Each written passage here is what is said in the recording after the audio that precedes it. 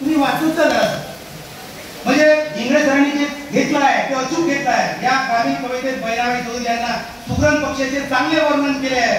अरे कोप्यामध्ये कोपा सुगरणीचा चांगला, देखा पिल्लासाठी तिनं झोका झाडा दे टांगला. पा सुगरण अमर केली आहे.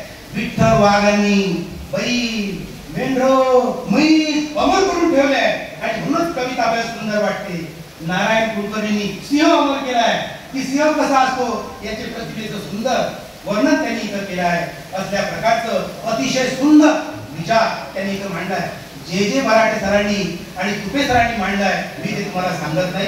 डॉक्टर अशोक इंगळे सरांनी आपल्या समीक्षा ग्रंथात साहित्य कृतीचे आकलन करून नवमूल्याचा हस्तक्षेप, संस्कृतीचा प्रतिवाद, उत्तर आधुनिक काव्य संवेदन, बौद्ध प्रतिमा सृष्टी, आंबेडकरवादी मूल्ये, अर्थशास्त्राच्या नोंदी, सांस्कृतिक संघर्ष, शोषित वंचितांचा ध्यास समर्थपणे चित्रित केला आहे. म्हणून हा वेद वाङ्मय जाणीवाचा ग्रंथ साहित्य क्षेत्रात अतिशय मौलिक भर टाकणारा आहे. या ग्रंथाबद्दल मी मनपूर्वक सरांचे अभिनंदन करतो आणि पुढील वाटचाली करता त्यांना मी शुभेच्छा देतो. मला अतिशय भाष्य करण्याची संधी दिली. मुद्दामून मी शेवटी घेतलाय की कमीत कमी बोलायचं. येताना पांडे सरांनी मला सांगितलं सर हो सर काही विचार करू नका, अतिशय बोलवतच नाही हे लक्षात घ्या.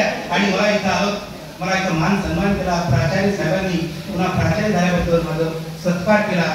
एवढंच नव्हे तर एमएच्या विद्यार्थ्यांनी, आमच्या पीएचडीच्या विद्यार्थ्यांनी माझा सन्मान केला, माझा सत्कार केला, मला इथं बोलावलं, बोलण्याची संधी दिली. त्याबद्दल मी सर्वांचे मनपूर्वक आभार मानतो.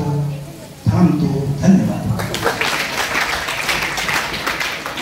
धन्यवाद सर. त्यानंतर या कार्यक्रमाचे अध्यक्ष माननीय डॉक्टर सुनील पंड्या सर यांनी आपलं अध्यक्ष